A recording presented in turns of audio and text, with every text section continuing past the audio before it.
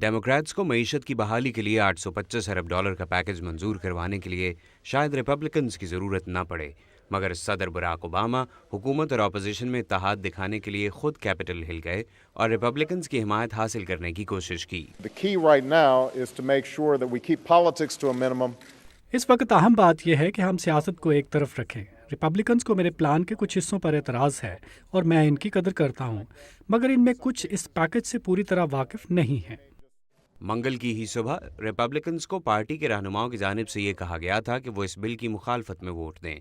सदर ओबामा के साथ बंद कमरे में मुलाकात के बाद उन्होंने अपने तहफ़्फ़ुज़ात का इजहार किया।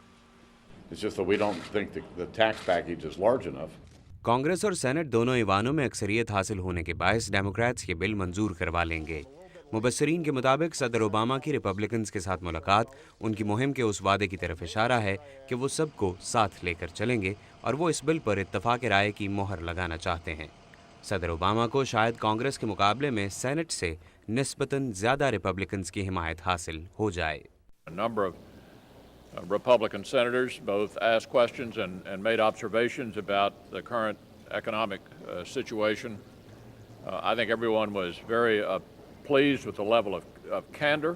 उम्मीद की जा रही है कि रिपब्लिकन पार्टी के तकरीबन 10 के करीब मेंबरान इस बिल की मौजूदा शक्ल में ही हिमायत कर देंगे।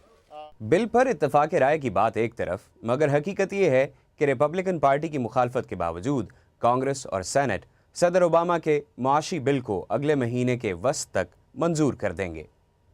Mohammad Atif, Urdu VOA, Washington.